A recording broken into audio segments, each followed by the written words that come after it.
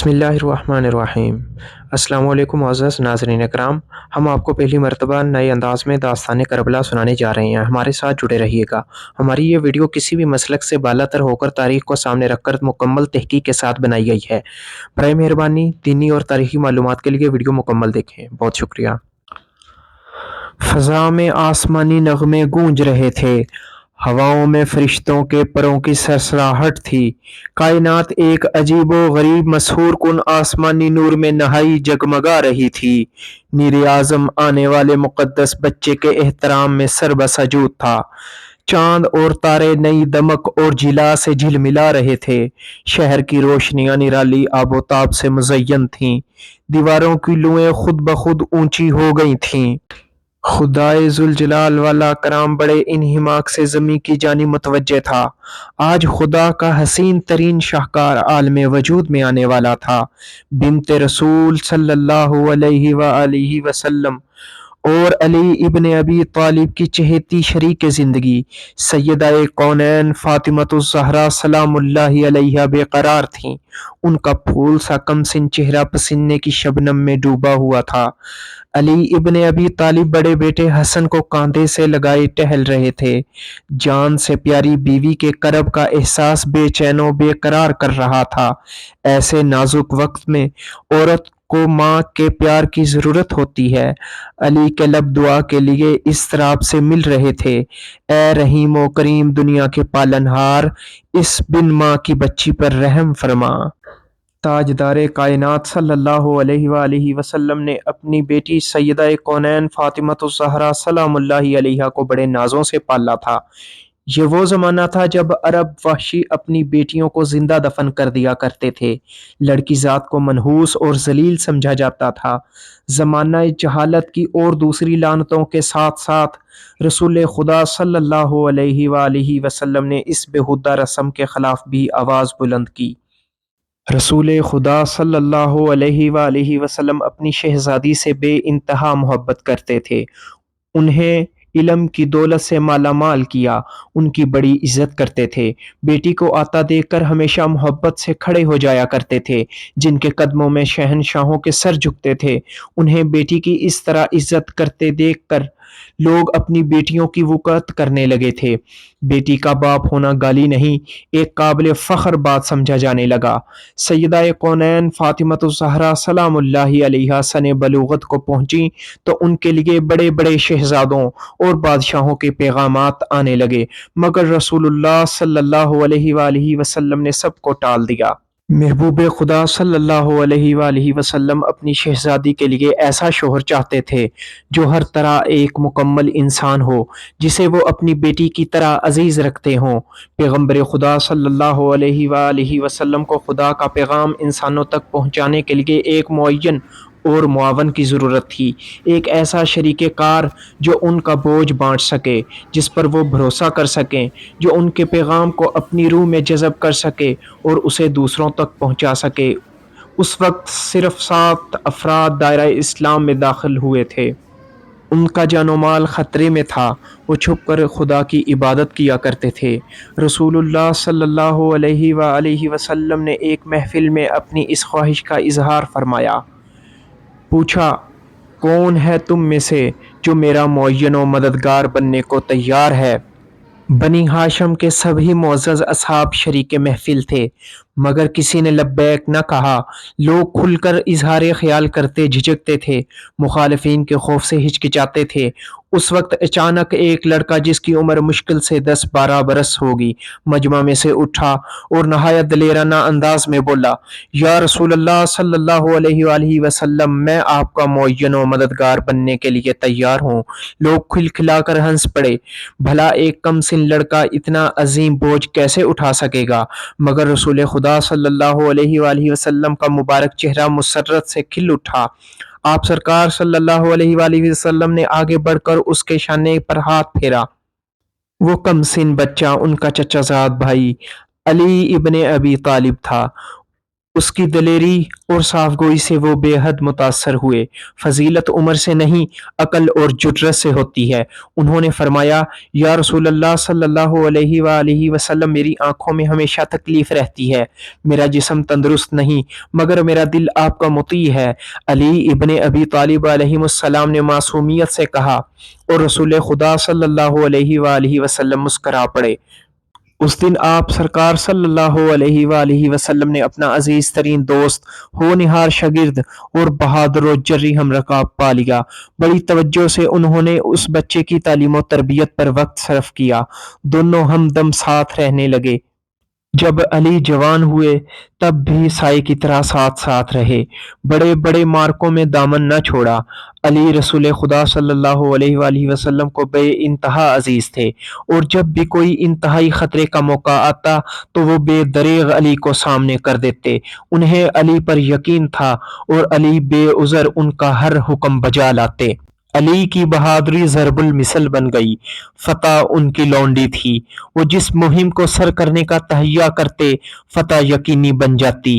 علی back وقت دو تلواروں سے لڑتے تھے۔ لوگ انہیں سیف اللہ یعنی خدا کی تلوار کہا کرتے تھے۔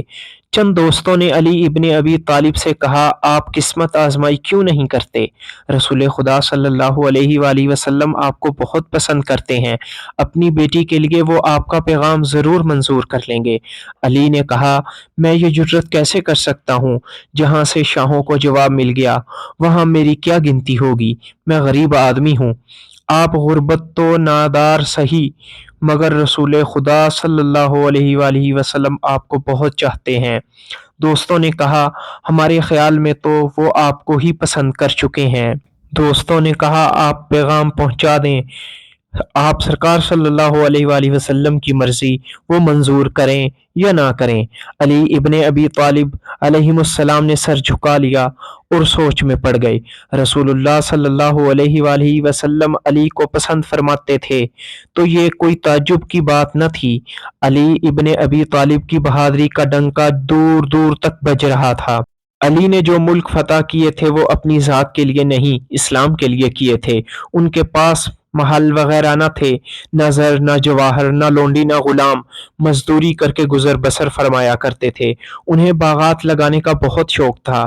جب بھی مہمات سے فرصت ملتی بنجر اور خشک زمین کی کاشت کر کے کھجوروں کے باغ لگا لیتے، جاں فشانی سے ان کی سنچائی کرتے، جب وہ تیار ہو جاتے تو کسی کو بطور تحفہ دے دیتے تھے۔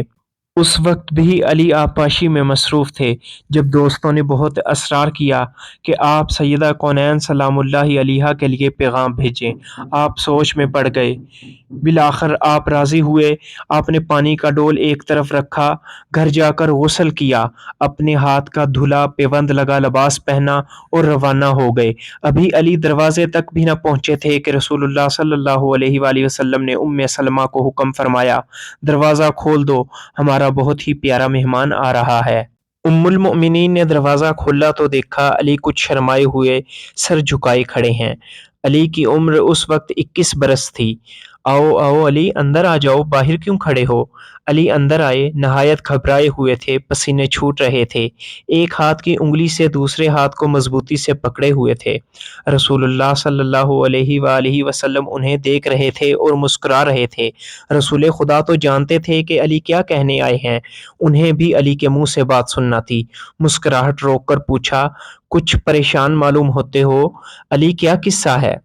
علی نے پسینہ پونچھا، عرض کی، یا رسول اللہ صلی اللہ علیہ وآلہ وسلم، آپ کی بیٹی فاطمۃ الزہرا کے لیے درخواست کرنے آیا ہوں۔ مہر میں دینے کو کچھ ہے؟ مسکرا کر پوچھا، کچھ بھی نہیں، بس یہ تن کے کپڑے ہیں، ایک گھوڑا ہے، تلوار ہے، زیرہ بختر ہے، بس یہی کل اثاثہ ہے۔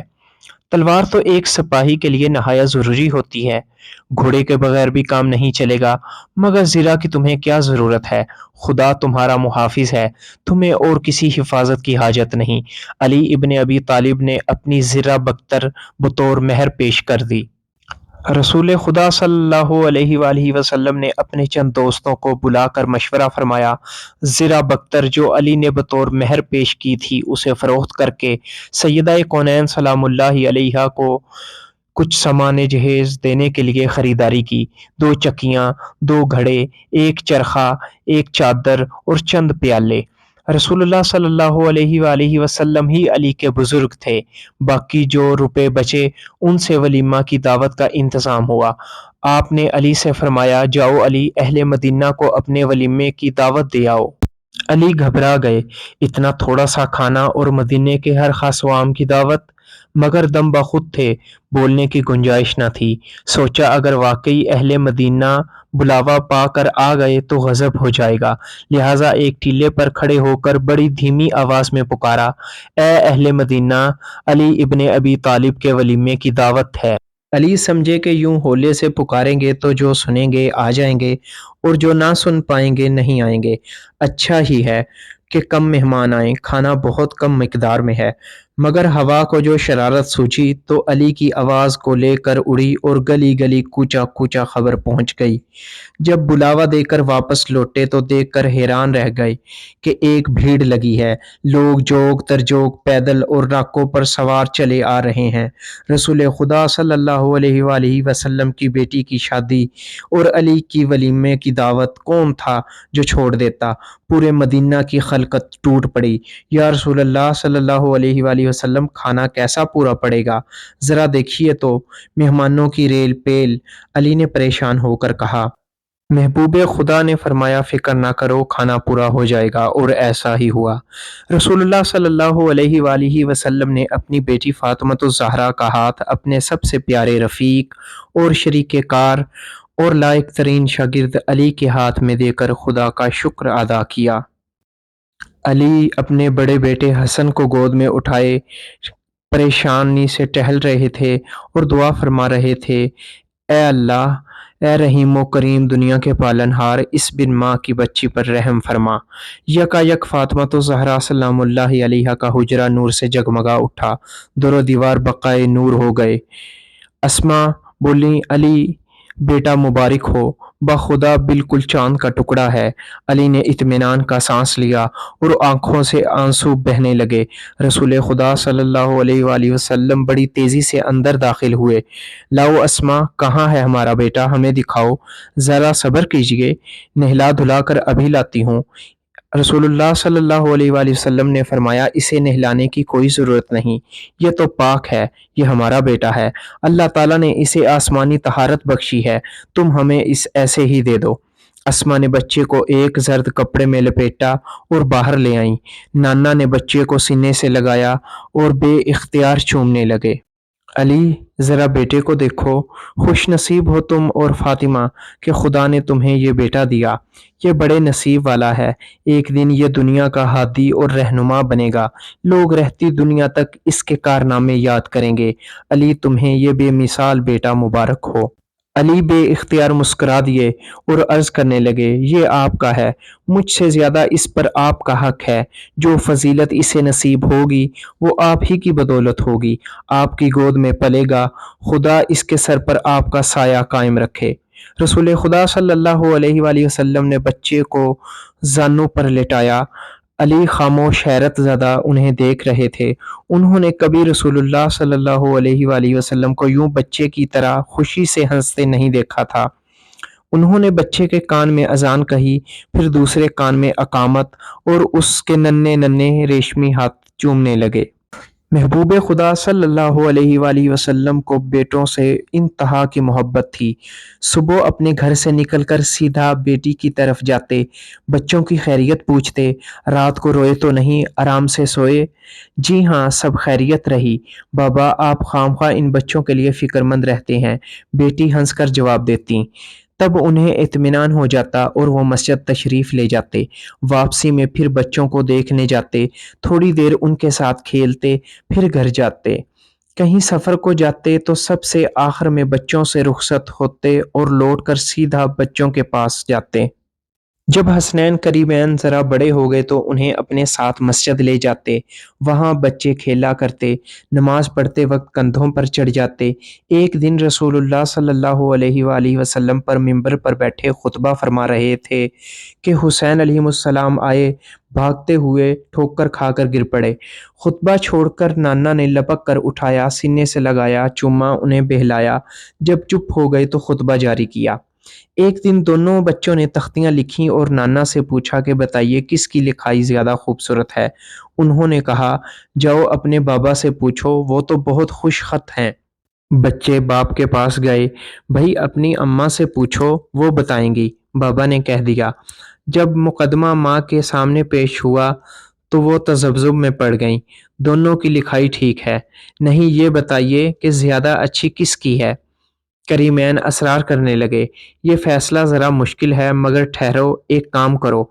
फातिमा सलामुल्लाहि अलैहा ने गले में से पड़ा हुआ मोतियों का हार तोड़कर ज़मीन पर बखेर दिया। बस तुम में से जो ज़्यादा मोती चुन लेगा, उसी की लिखाई सबसे ज़्यादा अच्छी मानी जाएगी। बच्चे जल्दी-जल्दी मोती चुनने लगे। एक मोती गिरने से 2 टुकड़े हो गया। दोनों ने आधा-आधा उठा लिया।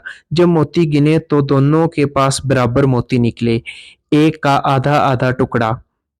पाक बीबी ने फरमाया कि इसका मतलब ये कि तुम दोनों की लिखाई एक जैसी है।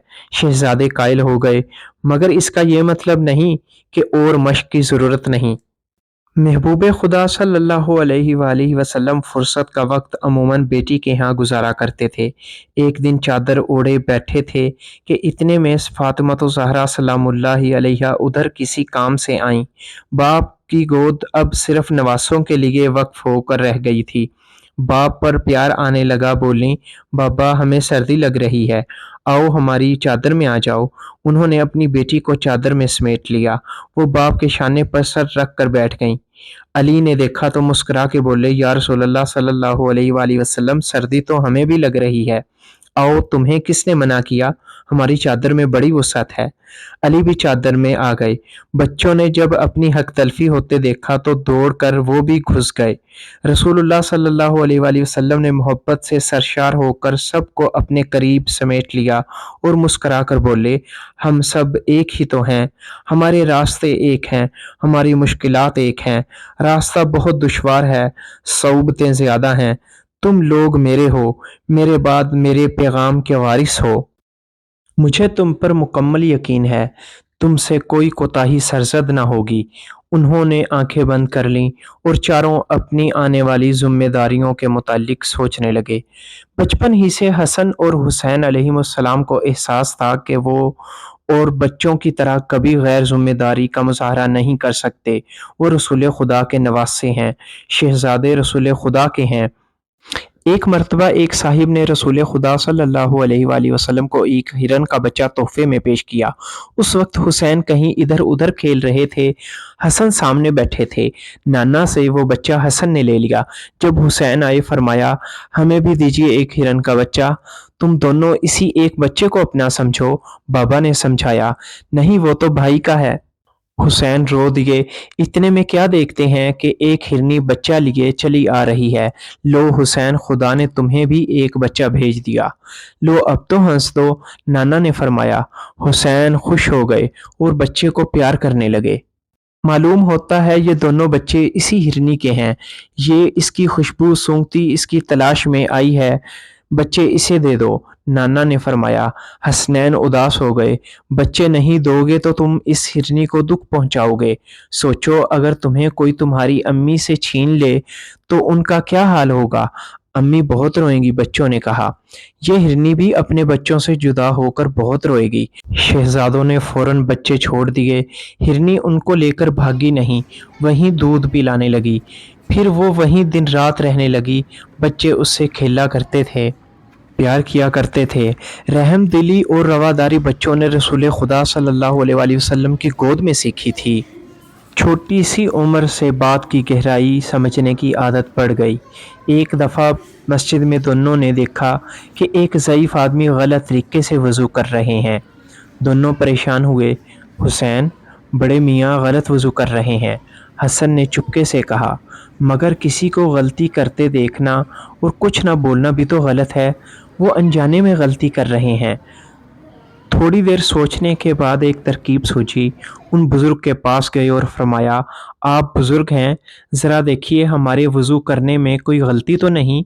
बच्चे वज़ू करने लगे। تو بزرگ کو معلوم ہوا کہ وہ خود غلطی پر تھے۔ بچوں، تم ٹھیک کر رہے ہو، میں ہی غلطی پر تھا، شکر ہے تم نے آگاہ کر دیا ورنہ میں یہ غلطی مسلسل کیے جاتا۔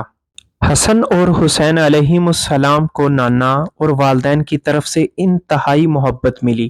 انہیں دنیا کی کسی چیز کی کمی محسوس نہ ہوئی۔ گھر میں فاقے ہو جاتے، کپڑوں میں پیوند لگے ہوتے، مگر ان کے دل محبت سے لبریز رہتے۔ دنیاوی چیزوں کی بے جا محبت ان کے دلوں میں پیدا نہ ہوئی، جو آگے چل کر ملک گیری کی ہوس کی صورت اختیار کر لیتی۔ انہوں نے غربت میں ہنسنا اور خوش رہنا سیکھا۔ ان کے پاس نبوت تھی، ان کے پاس امامت تھی، ان کے پاس ہی ولایت تھی، ہر چیز کے مالک وہ تھے، رسالت ان کے گھر کی تھی۔ ایک دن عید کے موقع پر لوگ زرق برق لباس پہنے عیدگاہ جا رہے تھے۔ حسن اور حسین کے کپڑے پرانے تھے اور جا بجا پیوند بھی لگے ہوئے تھے۔ آخر بچے تھے، رو پڑے۔ نانا نے پوچھا، کیوں روتے ہو؟ ہمارے کپڑے پرانے اور پیوند لگے ہیں، ہمیں شرم آتی ہے۔ رسول اللہ صلی اللہ علیہ وآلہ وسلم نے جھک کر باری باری بچوں کے لباس کے ہر پیوند کو چوما اور پوچھا، ہمیں تمہارے پیوند بہت پیارے لگے، تمہارے باپ کی محنت کی کمائی سے یہ کپڑے بنے ہیں، بولو اب تو یہ پیوند برے نہیں لگتے؟ بچوں کو ایسا لگا ہر پیوند ستارے کی طرح جگمگا اٹھا۔ بچے کھلکھلا کر ہنس پڑے، آپ کے لباس پر بھی تو پیوند ہیں، لباس پھٹا پرانا ہو تو کوئی فرق نہیں پڑتا، روح داغدار نہ ہونے پائے۔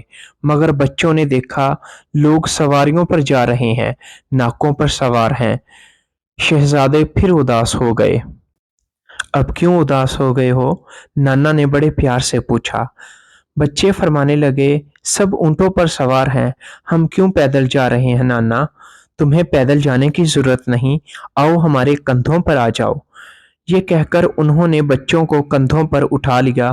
لوگوں نے رسول خدا صلی اللہ علیہ وآلہ وسلم کو جب اپنے نواسوں کو کندھوں پر اٹھائے پیدل جاتے دیکھا تو سب اپنی اپنی سواریوں سے اتر پڑے اور اپنے بچوں کو کندھوں پر اٹھا لیا۔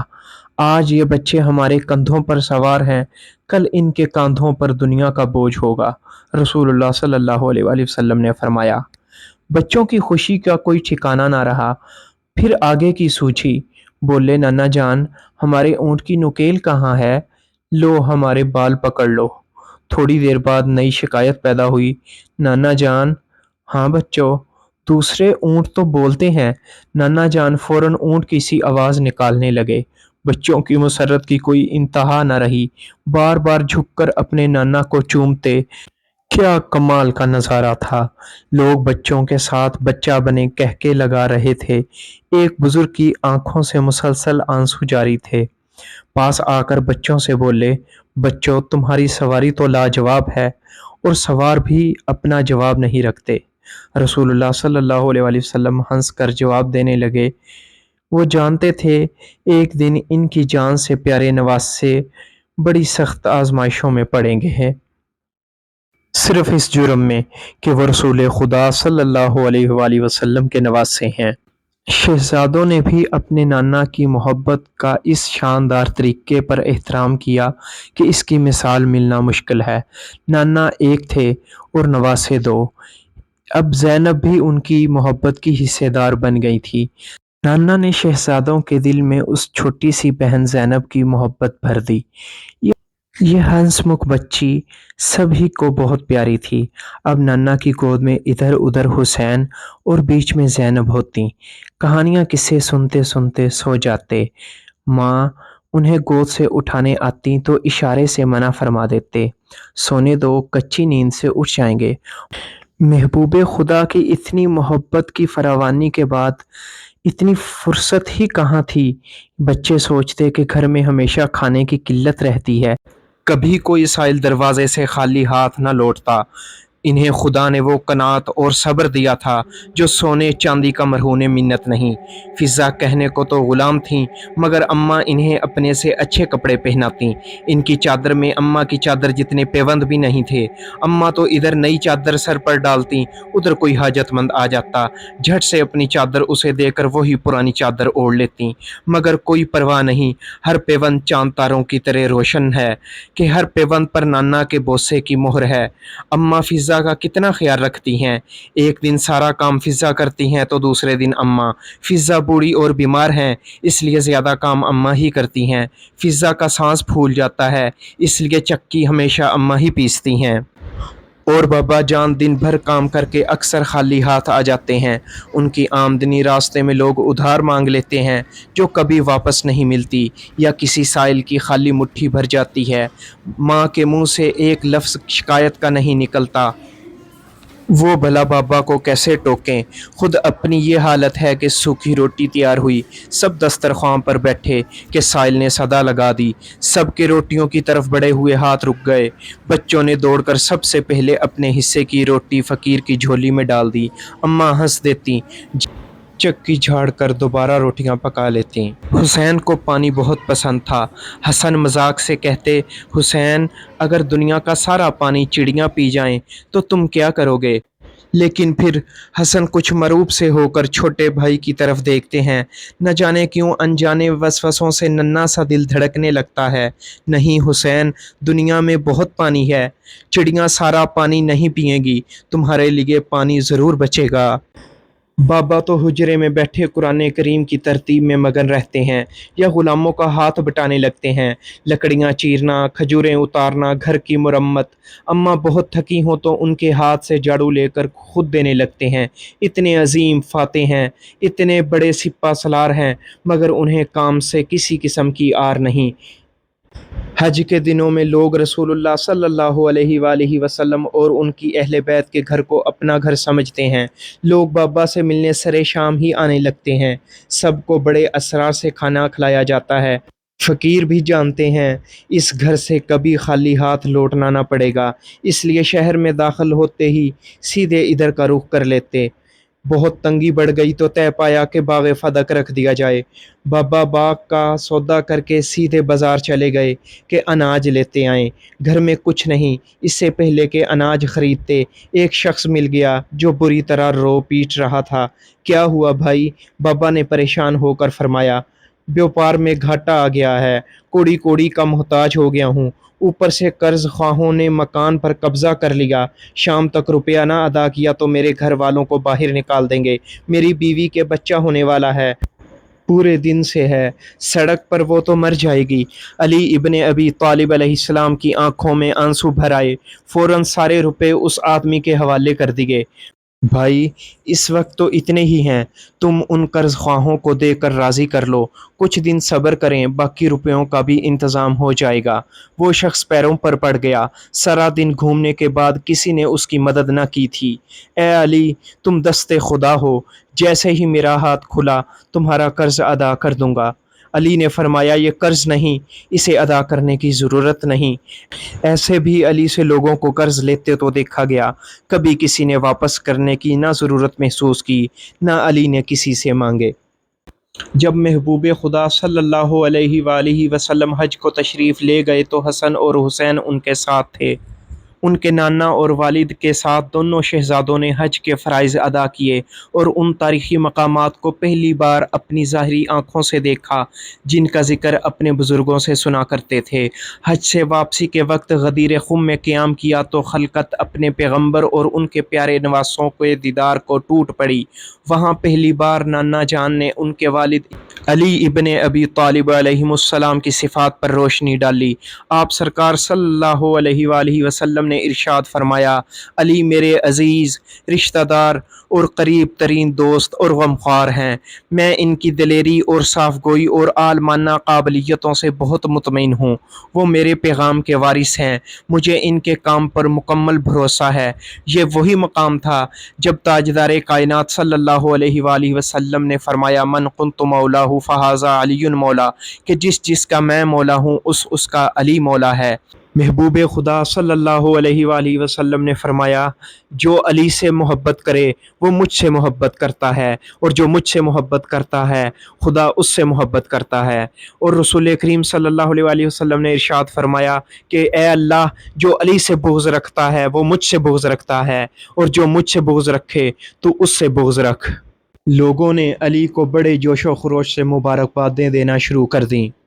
دونوں شہزادے نانا سے اس قدر مانوس تھے کہ باپ کی قربت میں کچھ تکلف محسوس کرتے تھے۔ ایک بار نانا سے پیغام الہی سن کر دونوں ماں کو سنانے بھاگے بھاگے آئے۔ زبان کھلنے سے پہلے ہی لڑکھڑا گئی، سہم کر بولے، بابا جان گھر میں ہیں؟ بابا جان حجرے سے تشریف لے آئے، دونوں کو پیار سے گود میں اٹھا لیا اور پیغام سن کر حوصلہ افزائی فرمائی۔ اس کے باوجود تکلف باقی رہا۔ نانا کی زبانی والدین جب اپنے شہزادوں کی تعریفیں سنتے تو انہیں فخر اور محبت سے دیکھنے لگتے۔ حج سے واپس ہوئے تو تھوڑا عرصہ ہی گزرا تھا کہ رسول خدا صلی اللہ علیہ وآلہ وسلم علیل ہو گئے۔ جوں جوں نانا کی علالت میں شدت ہوتی گئی، سارے گھر کی بے چینی اور پریشانی بڑھتی گئی۔ ماں کی آنکھ سے آنسو نہ تھمتے تھے۔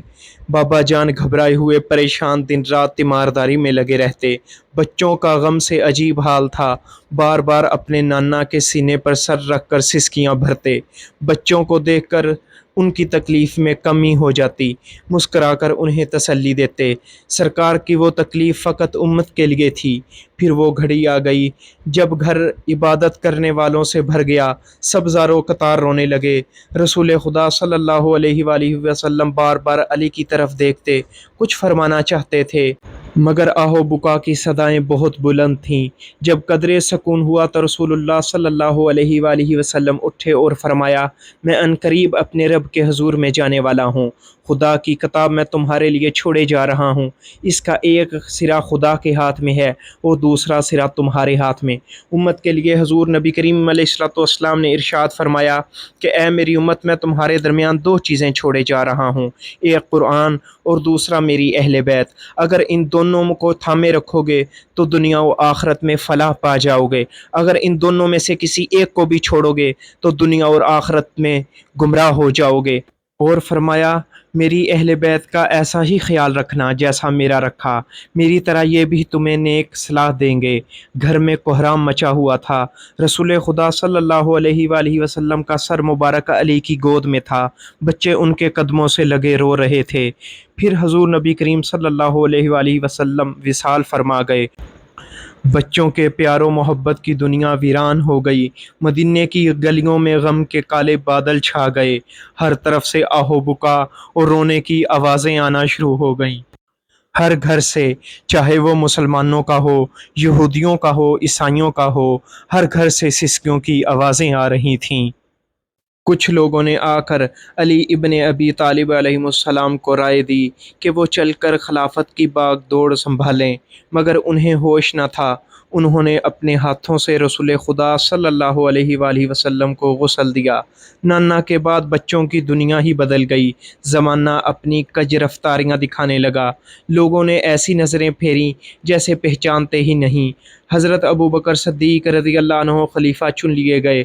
لوگوں نے آ کر علی سے بہت کہا کہ قاعدے سے آپ خلافت کے حقدار ہیں، مگر انہوں نے قطعی کوئی توجہ نہ دی۔ میں پیغمبر خدا صلی اللہ علیہ وآلہ وسلم کا خادم ہوں، بساط بھر ان کی امت کی خدمت کرتا رہوں گا۔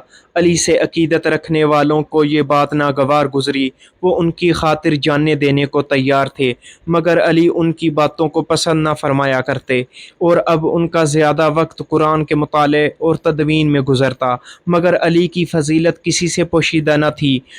ان کے اس باوقار رویے سے لوگ اور بھی ان کی قدر کرنے لگے۔ جتنا وہ گوشہ نشین ہوتے گئے، ان کا مطالعہ بڑھتا گیا۔ مشاہدے میں گہرائی پیدا ہوتی گئی۔ عام دکھی انسانوں کی ان سے محبت اور عقیدت بڑھتی گئی۔ لوگ اپنے دکھ درد لے کر ان کے پاس آتے اور وہ حتی الامکان جان توڑ کر ان کی خدمت کرتے، ہر طرح کی مدد کرتے، دامے درمے سخنے ہر ایک کو سہارا دیتے۔ ان کی یہ رحم دلی اور فراخ دلی ان کے حق میں سم قاتل ثابت ہوئی۔ لوگ ان کی بے غرضی اور غربا پروری سے خوفزدہ ہونے لگے۔ علی عوام کے دلوں سے قریب ہیں، یہ بات آگے چل کر بڑی اہم صورت اختیار کر سکتی ہے۔ دنیا ہی بدل گئی۔ وہ بچے جو رسول خدا صلی اللہ علیہ وآلہ وسلم کے کاندھوں پر سوار ہو کر مدینے کی گلی کوچوں میں نکلا کرتے تھے، اب گوشہ نشین ہو گئے۔ علی کو جو وقت بھی اپنے مطالعے سے ملتا، وہ بچوں کی تربیت پر صرف کرتے۔ بچوں کا زیادہ وقت حصول علم و فضل میں صرف ہوتا، خود پر ایسی پابندیاں عائد کر لیں کہ کسی کو انگلی اٹھانے کا موقع نہ مل پائے۔ ابھی نانا جان کی جدائی کا غم تازہ ہی تھا کہ بچوں پر ایک اور مصیبت ٹوٹ پڑی۔ سال بھر کے اندر اندر ہی ان کی پیاری اماں جان اور محبوب خدا صلی اللہ علیہ وآلہ وسلم کی محبوب بیٹی، ان کی آنکھوں کی ٹھنڈک، ان کے جگر کا ٹکڑا بھی انہیں روتا ہوا چھوڑ کر وصال فرما گئیں۔ علی کو اپنی پیاری بیوی کی جدائی کا ناقابل بیان صدمہ پہنچا۔ وہ ان سے والہانہ عشق فرماتے تھے۔ ان کی زندگی میں انہوں نے کبھی دوسری عورت کی طرف نظر نہ ڈالی۔ انہیں سپرد خاک کرتے وقت اشکبار آنکھوں سے دیکھا اور فرمایا، یا رسول اللہ صلی اللہ علیہ وآلہ وسلم، آپ کی پیاری بیٹی خوش نصیب ہے کہ وہ آپ کے پاس آ رہی ہے۔ ہمارے دلوں میں جو بلند مقام انہیں حاصل تھا، وہاں بھی انہیں بلند مرتبہ ملے گا، ان کی جگہ کوئی نہ لے سکے گا۔ سیدہ کونین سلام اللہ علیہا کے وصال کے بعد انہوں نے بڑی شفقت اور پیار سے بچوں کی پرورش فرمائی۔ انہوں نے اپنی بیٹیوں زینب اور کلثوم علیہم السلام کو کبھی بیٹوں سے کم نہ سمجھا، انہیں اعلیٰ تربیت دی۔ زینب کو دیکھ کر ان کا دل پاش پاش ہونے لگتا، کیونکہ وہ بالکل ماں کے طور طریق لے کر پیدا ہوئی تھیں۔ اتنی سی عمر میں ہی ماں کے بعد ان کی ساری ذمہ داریاں اپنے سر لے لیں۔ بڑے بھائیوں کا ایسا خیال رکھتیں کہ انہیں ماں کی کمی نہ محسوس ہونے دی۔ ان پر بچپن ہی میں بڑھاپا چھا گیا۔ بھائی بھی ان پر جان دیتے تھے۔ چھوٹی تھیں پر ان کا کہنا کبھی نہ ٹالا۔ شکل و صورت میں سیدہ زینب باپ سے بہت مشابہ تھیں، مگر عادات میں ماں جیسی تھیں۔ اس لیے لوگ انہیں زہرۂ ثانی کے لقب سے پکارتے تھے۔ ماں نے آخری وقت بیٹی کو سینے سے لگا کر فرمایا تھا، بیٹی اپنے بھائیوں کا ہمیشہ خیال رکھنا، میں انہیں تمہارے سپرد کرتی ہوں، جب اپنے گھر کی ہو جاؤ تب بھی ان کو نہ بھلانا۔ ماں کے یہ الفاظ بیٹی کے دل پر نقش ہو گئے اور انہوں نے اپنی زندگی کی ہر سانس کے ساتھ بھائیوں کا خیال رکھا۔ سیدنا علی ابن ابی طالب علیہ السلام نے عرب کی مجبور اور کچلی ہوئی عورت کو اس کا حق دلانے کے لیے بہت کچھ کیا۔ نہ وہ حاکم تھے، نہ انہیں ملک کے قانون پر اختیار تھا، پھر بھی دکھیاری عورتیں انہی کے پاس فریاد لے کر آتیں۔ وہ عورت کی بے حرمتی پر بے قرار ہو جایا کرتے تھے، اس لیے انہوں نے اپنی بیٹیوں کو بیٹوں کی طرح تعلیم دی، جبکہ عام لڑکیاں اس وقت اس نعمت سے محروم تھیں۔ سیدہ زینب سلام اللہ علیہا نے بھی اس بیش بہا موقع سے فائدہ اٹھایا اور وہ اپنے باپ کو فخر انسانیت سمجھتی تھیں۔ ان کے ایک ایک لفظ کو ذہن نشین کرتیں۔ ماں کے بعد باپ کی نگرانی میں انہوں نے فلسفہ زندگی کا مطالعہ کیا۔ علی سب بچوں کو اپنے پاس جمع کر لیتے اور ان سے بڑی سنجیدگی سے گفتگو فرماتے۔ جب دنیا کی نعمتیں مجھے اپنی طرف بلاتی ہیں تو میں انہیں دھتکار دیتا ہوں۔ میں دنیا سے کہہ دیتا ہوں، دور ہو جا مجھ سے، جہاں جانا ہے جا، چلی جا، میں تیرے چنگل سے نکل چکا ہوں، تیری بچھائی ہوئی ٹھوکروں سے اپنے پیر بچا چکا ہوں۔ تو ہی بتا وہ لوگ کہاں گئے جو تیرے ناز و انداز میں پھنس گئے، تیری آرائشوں پر فریفتہ ہو گئے۔ دیکھ آج وہ قبروں میں بند ہیں اور کرۂ ارض کی خاک بن چکے ہیں۔ اے دنیا، اگر تیرا کوئی جسم ہوتا اور تو میرے ہاتھ آ جاتی تو میں تجھے بڑی سخت سزائیں دیتا۔ افسوس کہ تو نے کتنے بھولے بھالے انسانوں کو جھوٹی آرزوؤں کے جال میں پھنسا دیا اور موت کے گھاٹ اتار دیا۔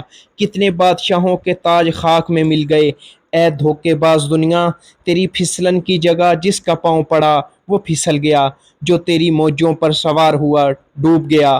تجھ سے بچ کر کترا کر نکل جانے والا بڑا خوش نصیب ہے۔ اے دنیا، تو بس ایک لمحہ ہے جو ختم ہونے والا ہے۔ علی ابن ابی طالب علیہ السلام کے بچے اور محبوب خدا صلی اللہ علیہ وآلہ وسلم کے نواسے کن حالات میں سن بلوغت کو پہنچے، اس کا اچھی طرح اندازہ ہو جاتا ہے۔ زینب بنت علی نے اپنے بزرگ باپ کے فیض تربیت سے وہی سب کچھ حاصل کیا جو ان کے بھائیوں کو ملا۔ اگر فاطمۃ الزہرا سلام اللہ علیہا کا علم، خدا ترسی، جفا کشی، ایثار، صبر برداشت اور انسان دوستی ملی تھی، تو علی ابن ابی طالب کی جرأت، حوصلہ مندی، بے خوفی، حق گوئی، شجاعت، استقلال، فصاحت و بلاغت بھی ورثہ میں پائی۔ سیدہ زینب بنت علی جوان ہوئیں تو ان کے علم و فضل کا چرچا دور دور تک پھیل گیا۔ انہیں لوگ عاقلۂ عرب کے لقب سے یاد کرتے تھے۔ سوتیلی مائیں ام النبیین اسماء بنت امس اور امامہ بنت ابی العاص کے ساتھ بڑے پیار محبت کے ساتھ زندگی گزری۔ سب بڑے سکون سے مل جل کر رہتے تھے۔ گھر کی فضا نہایت خوشگوار تھی۔ ان کی مائیں ان سے بہت پیار کیا کرتی تھیں اور قدر و منزلت بھی کرتی تھیں۔ انہیں دیکھ کر سیدہ کونین فاطمۃ الزہرا سلام اللہ علیہا یاد آ جایا کرتی تھیں۔ تنگی ترشی میں بھی فراخی پیدا کر کے گزر بسر کرنے کا فن انہیں بخوبی آتا تھا۔ کم سن ہوتے ہوئے بھی ان کی رائے صائب سمجھی جاتی تھی۔ خاندان میں عبداللہ بن جعفر کے فضل و کمال کا چرچا تھا۔ وہ زندہ جاوید حضرت جعفر طیار رضی اللہ عنہ کے بڑے صاحبزادے تھے۔ ان کی جملہ خوبیوں کو دیکھ کر علی ابن ابی طالب نے اپنی پیاری بیٹی کی نسبت کے لیے انہیں منتخب فرما لیا۔ عبداللہ بن جعفر ہاشمی نوجوان تھے۔ ان کی پیشانی روشن تھی۔ سیرت میں رسول خدا صلی اللہ علیہ وآلہ وسلم کے بہت مشابہ تھے۔ رسول خدا صلی اللہ علیہ وآلہ وسلم بھی ان کے قدرداں تھے۔ ان کی تعلیم و تربیت میں بھی بہت دلچسپی لیتے تھے۔ شادی کے بعد زینب بنت علی کو محسوس بھی نہ ہوا کہ وہ ایک گھر سے دوسرے گھر چلی گئی ہیں۔ گھر کا ماحول پرسکون تھا۔ عبداللہ بن جعفر قابل قدر انسان تھے اور کردار کے لحاظ سے ایک زندہ شخصیت تھے۔ اسلامی امور کے ماہر تھے۔ علی ابن ابی طالب کے دست راست کی حیثیت سے ان کی علمی اور دفاعی مہم میں ان کا گراں قدر حصہ تھا۔ خاندانی روایات کے امین تھے۔ انہوں نے سماج اور دین کی ترقی میں نمایاں خدمات انجام دیں۔ انہیں دریائے سخاوت کہا جاتا تھا۔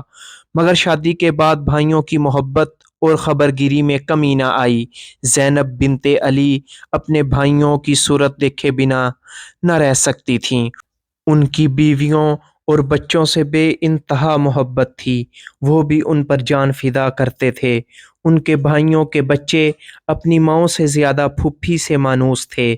پھر حضرت عثمان غنی رضی اللہ تعالی عنہ کی بنو امیہ کے ہاتھوں شہادت کے بعد لوگ امیر المؤمنین علی ابن ابی طالب علیہ السلام کے پاس حاضر ہوتے ہیں۔ لوگوں، اچھی طرح کان کھول کر سن لو۔ اگر تم نے مجھے اپنا امام اور خلیفہ بنانے کا فیصلہ کیا تو میں تمہارا اعلی کار نہیں بنوں گا۔ تم مجھے اچھی طرح جانتے ہو، پرکھ چکے ہو۔ میں اصولوں کا پکا ہوں۔ قرآن اور سنت کے سوا کسی مصلحت کے آگے ہتھیار نہ ڈالوں گا۔ اگر تم نے کسی اور کو چن لیا تو میں ایک مثالی شہری کی طرح تمہارے فیصلے کا احترام کروں گا۔ لیکن اگر مجھے منتخب کرتے ہو تو یاد رکھو میں کسی کے ذاتی مفاد میں کوئی دلچسپی نہ لوں گا۔ میں سخت گیر ہوں۔ تم من مانی کے عادی ہو چکے ہو۔ میری سختیاں نہ جھیل سکو گے۔ یہ سن کر ان کے مداحوں کو اور بھی جوش آ گیا۔ لوگ بیعت کے لیے ان پر ٹوٹ پڑے۔ ایسی گھمسان ہوئی کہ اپنے پرائے کا ہوش نہ رہا۔ عبادیں پھٹ گئیں، سروں سے عمامے کھل گئے، جوتوں کے تسمے ٹوٹ گئے۔ عورتیں اپنے مردوں کو گھسیٹ گھسیٹ کر لانے لگیں۔ وہی ہوا جس کا ڈر تھا۔ علی ابن ابی طالب کا دور خلافت شروع ہوتے ہی بنو امیہ نے سر اٹھا لیا۔ وہ اس عرصہ میں اتنے طاقتور ہو چکے تھے کہ کسی کو خاطر میں نہ لاتے۔ ہر طرف خاک اڑنے لگی۔ معاویہ بن ابی سفیان کے مقاصد در حقیقت کچھ اور تھے، لیکن قصاص عثمان کے نام پر علی ابن ابی طالب علیہ السلام سے جنگ لڑی۔ امیر شام آہستہ آہستہ طاقت پکڑتا جا رہا تھا۔ ابھی وہ بالکل خود مختار ہو گیا اور علی ابن ابی طالب کے ہاتھ پر بیعت سے انکار کر دیا۔ جب حضرت عثمان رضی اللہ تعالیٰ عنہ پر قاتلوں نے حملہ کیا تو ان کی زوجہ حضرت نائلہ نے انہیں بچانے کے لیے ان پر اپنے ہاتھوں کا سایہ کر دیا۔ ان کی انگلیاں کٹ گئیں۔ امیر شام نے وہ انگلیاں اور خون میں ڈوبی ہوئی عبا کو مسجد کے منبر پر لٹکا دیا۔ اداکاری کی انتہا ہو گئی۔ خود عثمان رضی اللہ عنہ کا قصاص لینے کی شرط پر اپنے نام کی بیعت کی۔ اس طرح پہلی بار مسلمانوں میں پھوٹ کا بیج بو دیا گیا اور اعلان جنگ ہو گیا۔ علی ابن ابی طالب علیہ السلام کو فکر دامن گیر تھی۔ انہوں نے کہا، افسوس، زمانے نے پھاڑ کھانے والے خونی درندوں کی طرح منہ کھول دیا ہے۔ باطل کا اونٹ جو خود بکا بیٹھا تھا بلبلا رہا ہے۔ لوگوں نے فسق و فجور سے بھائی چارہ کر لیا ہے، سب رشتے ٹوٹ چکے ہیں۔ بیٹا آنکھوں کا نور نہیں دھول بن گیا ہے، باپ کا سایہ جھلسی آگ برسا رہا ہے۔ کمینے پھل پھول رہے ہیں، شرافت دم توڑ رہی ہے۔ حکمران طبقہ سروں پر سوار ہے، درمیانہ طبقہ کھا پی کر مست پڑا ہے۔ فقیر و نادار کی مٹی خراب ہے، محبت صرف زبانوں پر رہ گئی ہے۔ زنا و بدکاری عیب نہیں رہے، پاک دامنی کا مذاق اڑنے لگا ہے۔ دنیا کی ہوس میں آنکھوں والے اندھے ہیں اور کانوں والے بہرے ہیں۔ شیرازہ بکھر رہا ہے، جنگ کے شعلے فقیر و نادار کی مٹی خراب ہے، محبت صرف زبانوں پر رہ گئی ہے۔ زنا و بدکاری عیب نہیں رہے، پاک دامنی کا مذاق اڑنے لگا ہے۔ دنیا کی ہوس میں آنکھوں والے اندھے ہیں اور کانوں والے بہرے۔ شیرازہ بکھر رہا ہے، جنگ کے شعلے بھڑک رہے ہیں۔ اسلام کا دامن دھڑا دھڑ جل رہا ہے، قوم ایک بے مہار اونٹنی کی طرح بھٹک رہی ہے۔ رکھوالا راہ بھول چکا ہے، اگر ہم اپنی آنکھیں نہ کھولیں گے تو یہ اونٹنی ٹھوکر کھا کر اوندھے منہ گرے گی اور دم توڑ دے گی۔ بہت سے علاقے تو صرف نام کے ہی مسلمان ہوئے تھے، بنیادی اصول یعنی اشتراک و مساوات ختم ہو رہے تھے۔ جس کا جہاں بس چلتا قبضہ جما کر حاکم بن بیٹھتا، گروہ بندی کی وبا عام ہو گئی تھی۔ ان حالات میں نہایت ہوشیار و چالاک سیاسی مہرہ ہی قدم جما سکتا تھا۔ اسلام کے سچے اصولوں پر کاربند ہونا دشوار ہو گیا تھا۔ اس ہنگامے میں معاویہ بن ابی سفیان جو شام کا حاکم تھا، سب سے زیادہ طاقتور تھا، اس کا ستارہ عروج پر تھا۔ اس کے پاس بے شمار دولت تھی، جس کی مدد سے بہت زبردست فوج تیار کر لی۔ اسلامی اصولوں کو پسے پشت ڈال کر نجی دولت کو فروغ دیا گیا، کیونکہ شہنشاہیت اور سرمایہ داری نظام کے پھلنے پھولنے کے لیے نجی دولت کا وجود لازمی ہے۔ معاویہ نے ہر مقام پر اپنے آزمودہ گورنر بنا دیے، جنہیں اپنی فوج رکھنے کی اجازت تھی۔ وہ مالک اور عام مسلمان ان کے غلام بن گئے۔ وہ جسے چاہتے جلاتے، جسے چاہتے مارتے، کوئی پرسان حال نہ تھا۔ صرف ایک شرط تھی کہ معاویہ کو اپنا خلیفہ مان لیں اور ان کے ذاتی خزانے کے لیے مقرر کردہ ٹیکس دیتے رہیں۔ اس کے علاوہ جیسی وصولی کرنا چاہیں رعایا سے کر لیں۔ اگر عوام انہیں منمانی کرنے سے روکنا چاہیں تو امیر شام کی زبردست فوج ان کی مدد کو پہنچ جائے گی۔ اس کا چند سال میں ہی یہ نتیجہ ہوا کہ چند بڑے بڑے طاقتور سردار بہت امیر ہو گئے، باقی عوام میں غربت بڑھ گئی، عوام کی لوٹ مار شروع ہو گئی۔ خواص پھر ان عیاشیوں اور بدکاریوں میں غرق ہو گئے جن کے خلاف اسلام نے جنگ کی تھی۔ دو حکومتیں بن گئیں، ایک طرف نبی کریم صلی اللہ علیہ وآلہ وسلم کے حقیقی وارث علی ابن ابی طالب کی اسلامی اصولوں کی قائم کی ہوئی جمہوریت، اور دوسری طرف امیر شام کی شہنشاہیت۔ علی عام غریب انسان کے ساتھ تھے، مگر معاویہ کی طاقت اور دولت زیادہ کامیاب ثابت ہو رہی تھی۔ امیر کا ساتھ دینے میں بڑے فائدے تھے، جبکہ علی ابن ابی طالب کے ساتھ عقبہ کی نعمتیں تھیں۔ دنیا کی نعمتیں عقبہ کے دعووں پر غالب آ گئیں۔ حنین کے مقام پر مسلمان سے برسر پیکار ہو گیا۔ معاویہ کے ساتھ زبردست فوج تھی، دولت تھی، مگر یقین کی کمی تھی۔ اس پر علی ابن ابی طالب کی فتوحات کی ہیبت طاری تھی۔ عام عرب بڑا وہمی ہوتا ہے، وہ بڑی آسانی سے جذبات کی رو میں بہہ جاتا ہے۔ انسان صرف ہتھیاروں سے نہیں لڑتے، ایمان بھی ساتھ ہونا لازم ہے۔ معاویہ نے اپنی فوج کو یقین اور بھروسے کی کمی کی وجہ سے پسپا ہوتے دیکھ کر فوراً ہوشیاری سے کام لیا، قرآن درمیان میں رکھ کر جنگ روک دی۔ محبوب خدا صلی اللہ علیہ وآلہ وسلم کے وارث علی ابن ابی طالب اس کی یہ چال پہچان گئے۔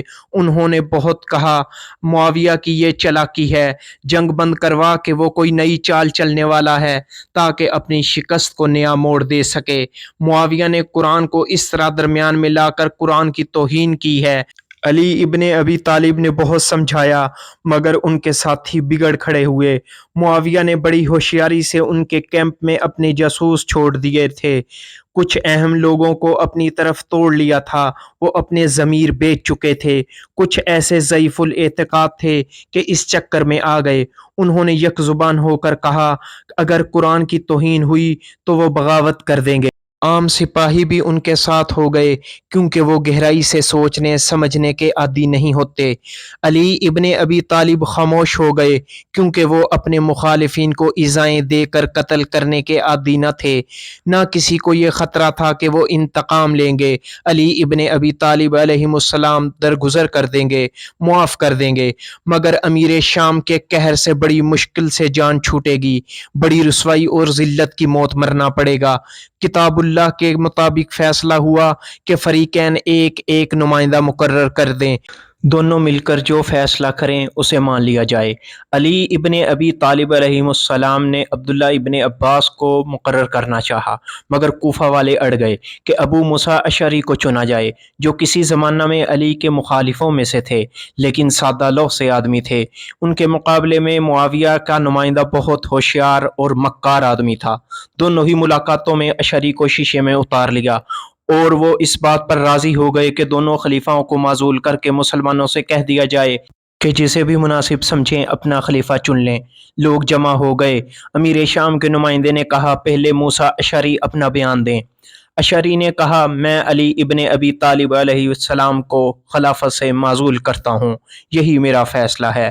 معاویہ کا نمائندہ بولا لوگو تم نے اپنے کانوں سے سنا کہ علی کو ان کے منتخب نمائندے نے معزول کر دیا ہے، میں بھی ان کی رائے سے اتفاق کرتا ہوں اور علی ابن ابی طالب علیہ السلام کو معزول کر کے ان کی جگہ امیر معاویہ ابن ابو سفیان کو خلیفہ مقرر کرتا ہوں۔ لوگ ہکا بکا منہ دیکھتے رہ گئے۔ یہ تو شرط نہ تھی، نئے چناؤ کا موقع ملنا چاہیے تھا۔ شرط پوری نہیں ہوئی، علی کی صفوں میں پھوٹ پڑ گئی، مطلبی لوگ معاویہ کی طرفداری کرنے لگے۔ امیر شام بہت سیاستدان تھا، مگر وہ بھی جانتا تھا کہ جس طرح اس نے علی سے مقابلہ کیا ہے وہ کاٹ کی ہانڈی ہے، بار بار نہیں چڑھے گی۔ سنجیدہ باشعور اور ایمان والے طبقے کا رجحان اب بھی علی کی طرف ہے۔ ان میں ایسے ایسے زبردست مورخ اور مبلغ موجود ہیں کہ اگر ایک دن ان کی حمایت میں کھڑے ہو گئے تو جذباتی عرب قوم پھر انہیں سر آنکھوں پر جگہ دینے کو تیار ہو جائے گی۔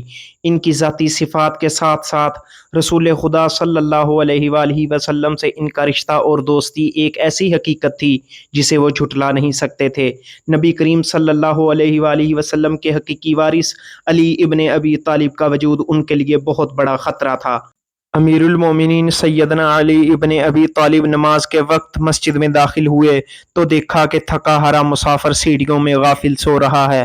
انہوں نے اسے جگایا، اٹھو نماز قضا ہو جائے گی۔ اس شخص نے آنکھیں کھول کر انہیں دیکھا۔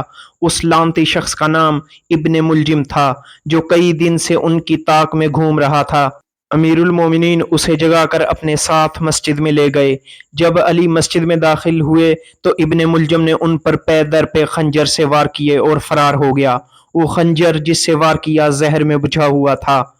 4 دن اور 4 راتیں علی تکلیف میں بستر پر پڑے رہے۔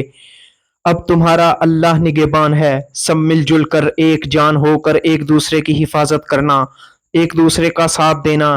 ہر جی دار کو ایک دن مرنا ہے، مگر تمہاری موت ہر موڑ پر کھڑی ہے، کیونکہ تم میرے اور رسول خدا صلی اللہ علیہ وآلہ وسلم کے پیارے ہو۔ اسلام کے دشمن تمہارے دشمن ہیں، اتحاد ہی تمہارا آخری حربہ ہے جس سے تم اپنی جان کی حفاظت کر سکتے ہو۔ آج بوڑھے، جوان اور بچے سب مل کر عہد کرو کہ خاندان میں کوئی تفرقہ نہ پڑنے دیں گے۔ ایک نوالا ملے گا تو سب مل بانٹ کر کھائیں گے، ایک چادر ہوگی تو ان پر سب کا حق ہوگا۔ تمہارا کوئی آسرا، کوئی وارث ہے تو وہ آپس کا پیار ہے۔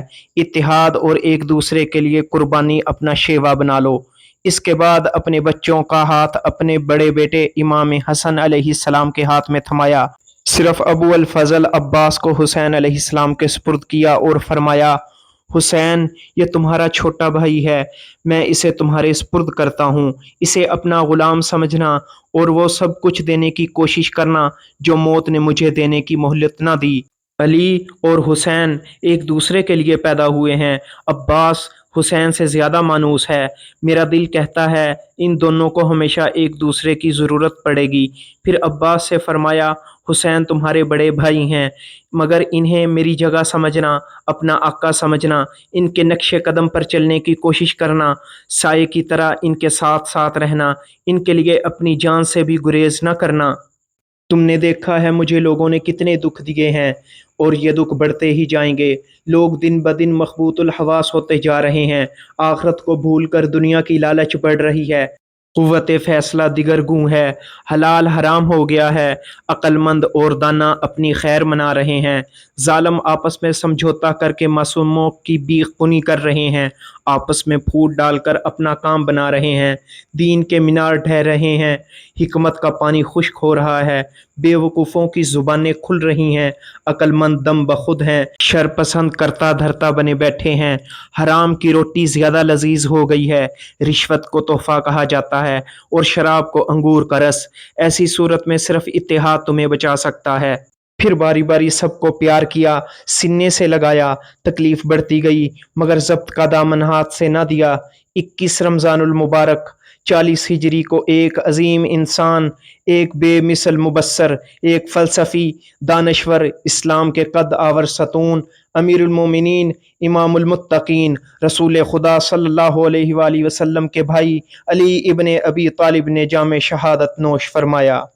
امیر المومنین سیدنا علی ابن ابی طالب کی شہادت کے بعد امام حسن ابن علی صرف 6 ماہ خلیفہ رہے۔ عجب کشمکش تھی، لوگ گروہوں میں بڑھ چکے تھے، اسلام کے پرخچے اڑنے کے آثار پیدا ہو گئے تھے۔ ادھر معاویہ نے لشکر جرار لے کر چڑھائی کر دی، معصوموں کا خون بہنے اور حرم کی حرمت پامال ہونے سے بچنے کے لیے امام حسن علیہ السلام نے صلح کر لی۔ امیر شام کے زمانے میں اسلام کی ظاہری صورت اتنی بےہودہ نہ ہوئی تھی کہ ان سے سمجھوتا کرنے میں غلطی کا اندیشہ ہوتا۔ ایوب بے شک پیدا ہو گئے تھے، مگر ان پر پردہ پڑا ہوا تھا، انہیں صرف اہل نظر ہی پہچان سکتے تھے، یہ سیاسی باریکیاں عوام تک پہنچانے کا کوئی ذریعہ نہ تھا، چپے چپے پر مطلب پرستوں کا قبضہ تھا۔ مخالف فوج اتنی زبردست اور ظالم تھی کہ امام حسن علیہ السلام کی فوج کو بڑی آسانی سے کاٹ کر پھینک دیتی، ان سے ٹکر لینا خودکشی تھی اور اس قتل عام کی ذمہ داری امام حسن پر ڈال دینی تھی۔ چند شرائط پر سمجھوتا ہو گیا۔ اول یہ کہ امام حسن علیہ السلام کے طرفداروں کو ایذا نہ پہنچائی جائے، ان سے حق شہریت نہ چھینا جائے، انہیں عام انسان کی طرح زندگی کا حق دیا جائے۔ دوم یہ کہ امیر شام اپنے بعد اسلام کی بنیادی رسم یعنی آزاد انتخابات کا کھلا موقع دے، اپنا ولی عہد کسی کو مقرر نہ کرے۔ اور بھی چند شرائط تھیں، مگر امیر شام نے وقتی طور پر سب منظور کر لیں، بعد میں کسی پر عمل نہ کیا۔ علی اور ان کے بیٹے کے طرفداروں کو چن چن کر ختم کیا جانے لگا اور آگے چل کر آزاد چناؤ کا سلسلہ بھی ختم کر دیا گیا۔ خلافت سے دستبردار ہو کر سیدنا حسن مجتبی علیہ السلام کوفہ سے مدینہ تشریف لے آئے، مگر امیر معاویہ کے دل کو کھٹکا لگا تھا کہ اگر حسن علیہ السلام سے پہلے انہیں موت آ گئی تو لوگ فوراً امام حسن کو خلیفہ چن لیں گے، پھر خلافت بنو امیہ کے ہاتھوں سے نکل کر اصلی وارثوں یعنی رسول اللہ صلی اللہ علیہ وآلہ وسلم کے گھر والوں میں چلی جائے گی، اور اس کے بیٹے یزید کو تخت و تاج نہ مل پائے گا۔ امام حسن مجتبی علیہ السلام کی ایک بیوی کوفہ کی تھیں جن کا نام جعدہ تھا۔ خفیہ طور پر انہیں شیشے میں اتارا گیا، ان سے وعدہ کیا گیا کہ اگر وہ کسی طرح امام حسن علیہ السلام کو ختم کرنے میں کامیاب ہو جائے تو وہ اسے 1,00,000 دینار دیں گے اور ان کی شادی یزید سے کر دی جائے گی۔ پھر کون ایسی عورت ہوگی جو حاکم وقت کی بہو بننے کے خواب نہ دیکھتی ہو؟ جعدہ ان کے بہکاوے میں آسانی سے آ گئی، اس نے کھانے میں زہر ملا کر امام حسن علیہ السلام کو کھلا دیا۔ وہ اتنا زہر تیز تھا کہ اسی وقت ان کی طبیعت بگڑنے لگی، خون کی قے ہوئی اور جسم نیلا پڑنے لگا۔ گھر میں ایک کوہرام مچ گیا، سارا کنبہ جمع ہو گیا۔ انہوں نے چھوٹے بھائی حسین علیہ السلام کو بلا کر فرمایا، یوں تو مجھے کئی بار زہر دیا گیا ہے، لیکن اس بار بہت قاتل زہر ہے، میرا وقت آ گیا ہے، بتائیے بھائی آپ کو کس نے زہر دیا؟ اسے سزا دی جائے گی۔ جو ہونا تھا ہو گیا، کسی کو سزا دینے کے لیے بظاہر ثبوت نہیں۔ یہ قاتل تو میرے اصلی قاتل کا صرف آلہ کار ہے، اس بات کو یہیں ختم کر دو، خواہ مخواہ بات بڑھے گی۔ میرے ساتھ تمہاری جان کے بھی لالے پڑ جائیں گے، معصوم گرفتار کیے جائیں گے، گناہ گار صاف چھوٹ جائیں گے۔ بس اب تو میری یہ آرزو ہے کہ مجھے نانا جان کے پاس دفن ہونے کی سعادت مل جائے۔ تم اجازت لے لو، اگر لوگ مخالفت پر تل جائیں تو ضد نہ کرنا۔ حسین، ہم گرداب میں پھنسے ہوئے ہیں، ہم نے ذرا سی بھی آواز اٹھائی تو بے گناہوں کی گردنیں کاٹ دی جائیں گی۔ مجھے جنت البقیع میں دفن کر دینا، مگر فساد کو سر نہ اٹھانے دینا۔ خلیفہ پنجم، خلیفہ آخر، امیر المؤمنین، امام المتقین، شہزادہ مصطفیٰ صلی اللہ علیہ وآلہ وسلم، امام حسن مجتبیٰ 28 ماہ صفر 49 ہجری کو جام شہادت نوش فرما گئے۔ اس وقت امام کی عمر پاک صرف 42 یا 47 برس تھی۔ وصیت کے مطابق حسین ابن علی بھائی کو نانا جان کے قریب دفن کرنے لے چلے، مگر مخالفت شروع ہو گئی جس کا پہلے ہی خطرہ تھا۔ مجبوراً جنت البقیع میں دفن کر دیا۔ رسول خدا صلی اللہ علیہ وآلہ وسلم کو وصال فرمائے مشکل سے 40 سال ہوئے تھے۔ ان کے نواسوں کو ان کی وصیت کے مطابق دفن کرنے کی بھی مہلت نہ ملی۔ رسول خدا صلی اللہ علیہ وآلہ وسلم کے خاندان والوں نے ان کی دوسری وصیت کے مطابق کوئی خون خرابہ نہ منظور کیا اور خاموشی سے برداشت کر گئے۔ سیدنا امیر حمزہ کی قاتل ہند کا بیٹا اور امام حسین علیہ السلام کے قاتل یزید کا باپ، امام علی ابن ابی طالب کا دشمن یزید خوشی سے نہال ہو گیا۔ شام میں شادیانے بجنے لگے۔ پھر کچھ لوگوں نے امام حسن علیہ السلام کی شہادت کے بعد امام حسین علیہ السلام کو اپنا امام منتخب کر لیا۔ معزز ناظرین اکرام، باقی داستان اگلی قسط میں آپ کی سماعتوں کے نظر کریں گے۔ اپنا اور اپنے اس چینل کا خیال رکھیے گا۔ اللہ حافظ۔